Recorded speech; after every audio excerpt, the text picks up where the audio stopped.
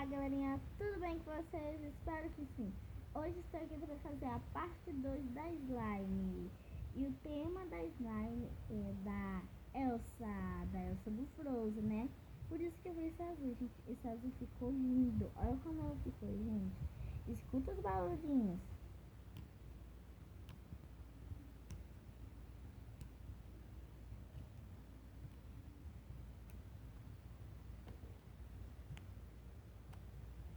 Ficou muito boa, gente. Olha o tanto de boa que ela ficou.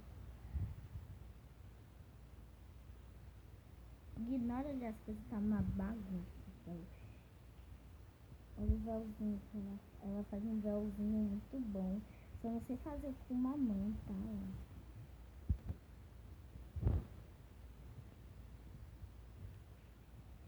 Agora vamos colocar o glitter. Eu vou apoiar aqui a câmera aqui pra vocês e eu volto. Bom, gente, não deu de apoiar a câmera, mas eu já coloquei o glitter. Agora vamos fazer. Ai, que lindo, gente. Olha meu dedo. Agora vamos guardar, gente. Aí está.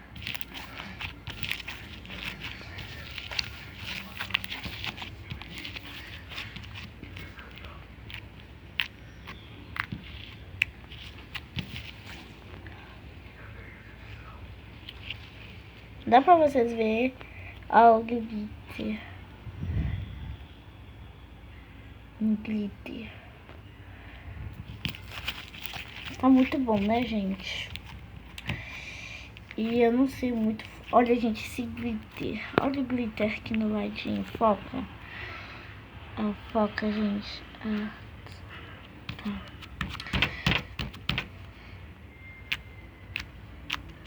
Eu vou tentar fazer véuzinho agora.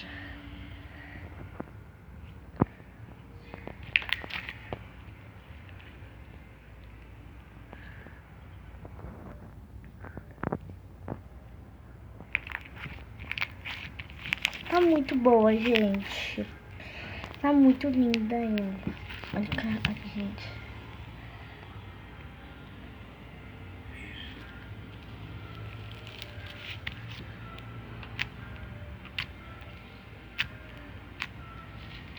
Ela não tá fazendo tanto clique.